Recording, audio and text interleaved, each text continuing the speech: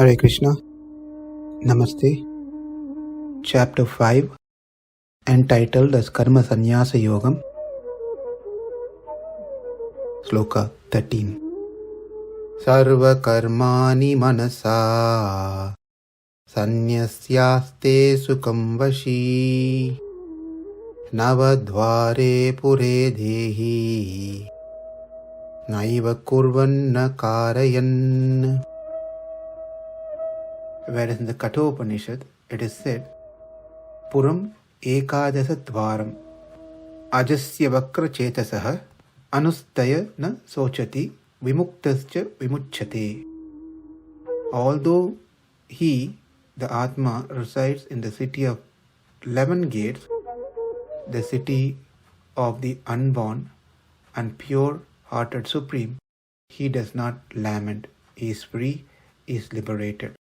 Now in this Kathopanishad it is said 11 gates, whereas 2 more has been added in this. That is, one, the navel point, and another one is on the top of the head, that is not visible. Now a question might arise, how do I live a peaceful life with this knowledge? The way that one needs to live in this body and can attain peace is by understanding that the body is a city of 9 gates with all these different senses. I am an inhabitant of this city, and there is a king within the city, and I am subordinate to that king. That king is Paramatma, and I am one of his citizen, Jivatma, in the city of body, 9-gated body. He is master and I am his servant. The greater advantage of having this understanding are, number 1, I will not cause any disturbances to others in the city, and if they cause any disturbances, I have a place to go and complain. That is the king, Paramatma. Number 2, one will be careful in the city, the citizen, that's myself. I'll be very careful while I'm living in the city to whom I should associate and whom I shouldn't. Number 3, one knows whom to let inside the city and whom to not, meaning one's life becomes more regulated to channelize these gates in a better way, not to let the eyes see whatever it wants, not let the mouth to speak whatever it wants, not let the ears to hear whatever it wants. Rather, one controls by engaging these senses in sattva guna, these gates, protected by sattva guna, to detour the eyes from seeing the material attraction to the form of the Lord. The mouth, rather than speaking bad thing about others, let it speak good thing about others and the Lord.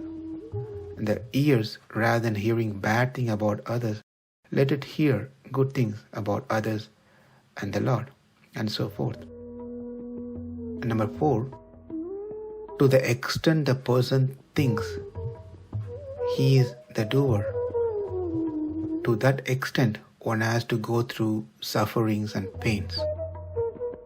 Whereas, to the extent one thinks he is not the doer, he will be in peace to that extent and live in this 9-gated city.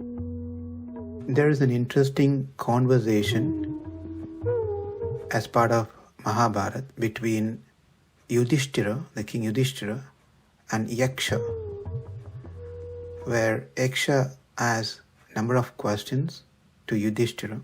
In that, one of the questions he asks Yudhishthira is, what is amazing? And the response that Yudhishthira gives is, the amazing thing is that when a cage has been kept open, the parrot will naturally try to fly off from the cage. But it's amazing, there are 9 open gates in the body, but the Atma is still attached to the body, doesn't want to leave. And the Yaksha asks, what is most amazing? And then Yudhishthira says, ahani bhutani gachantiha yamalayam seshaha stavaram icchanti kim acharyam ataparam. That he says that every single day, every single moment, hundreds and millions of living entities are rushing towards kingdom of death.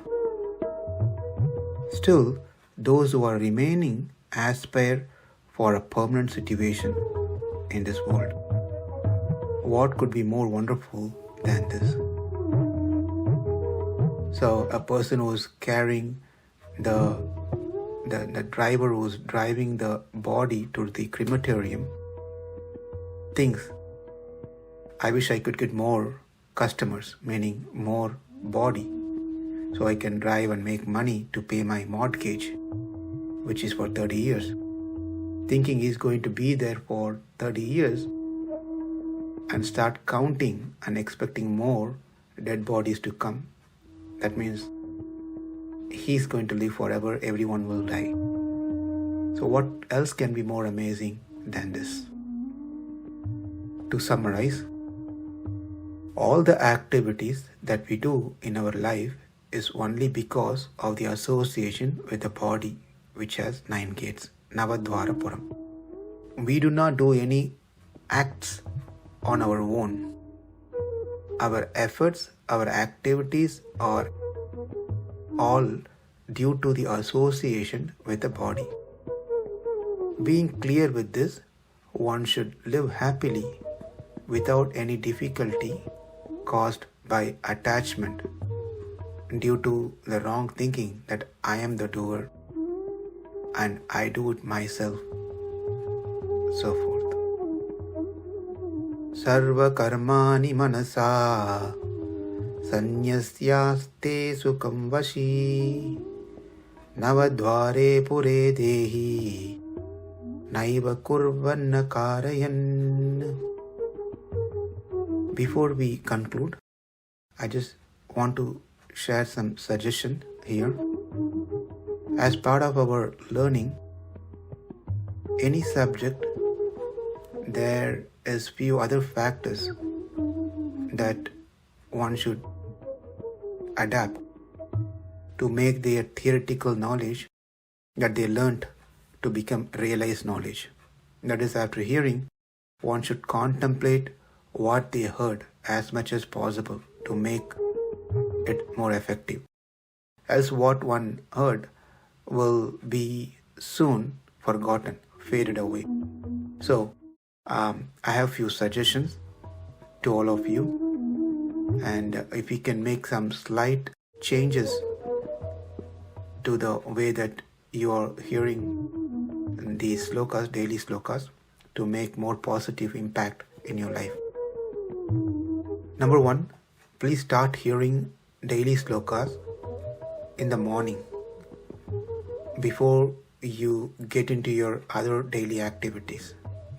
Number 2, as the day progresses, see how the sloka can be practically experienced in your life through the activities that you are engaged at office, workplace, at home, dealing with your family members, friends, etc. Number 3, try to recite and repeat the sloka to a prescribed number of times in a day. Say, morning, after hearing the recording, chant the sloka 3 times. And after or before lunch, chant 3 times. And in the evening, before going to bed, chant 3 times. So these 3 suggestions I would like to recommend here.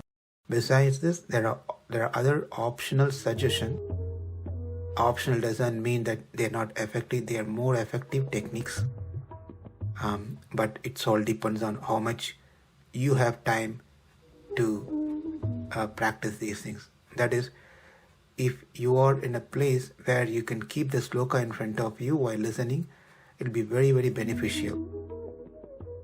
And making notes from what you're hearing, key notes according to you, that's been shared in the sloka, and write down your experience and realization at the end of the day with this particular sloka, how the sloka impacts you in your life.